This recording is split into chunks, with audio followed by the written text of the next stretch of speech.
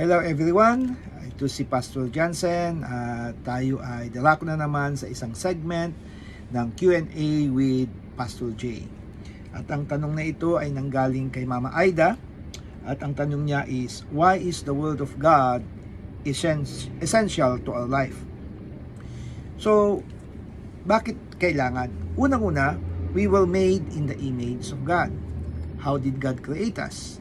In Genesis chapter 2 verse 7, He breathed unto us the breath of life.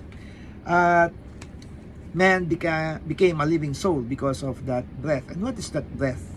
Ang breath na yan ay walang iba kundi ang Espiritu ng Diyos.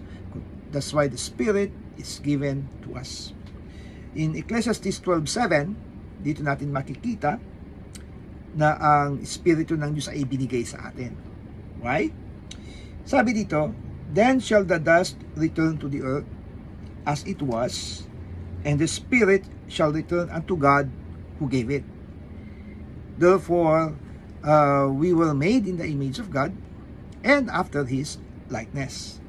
So, therefore, we need the Word of God. Why? Because the Lord Jesus said in John 6:63, it is the Spirit that quickeneth, the flesh profits nothing.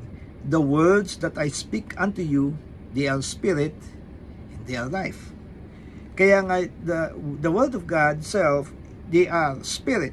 Yun yung kailangan natin. And they are life. Now, bakit mahalaga?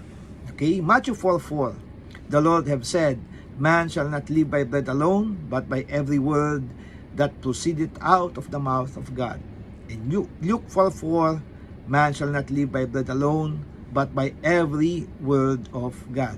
Kaya napakahalaga ng salita ng Diyos. Kung babasahin natin yon, hindi lang word of God, kundi every word of God.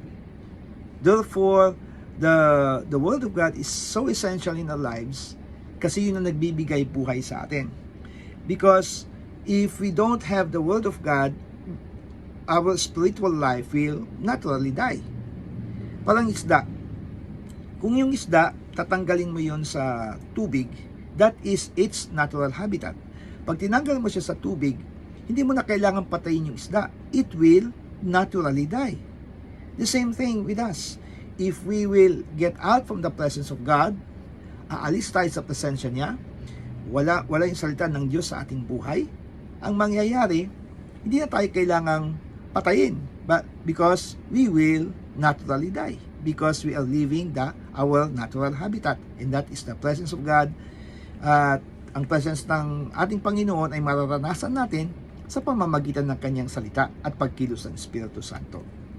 Kaya mga kapatid, napakahalaga na ang salita ng Diyos ay lagi nating binabasa, lagi nating pinag-aaralan araw-araw.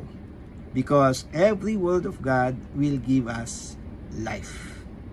Amen? So that's the reason why the Word of God is so essential in our life. Okay? So let us pray.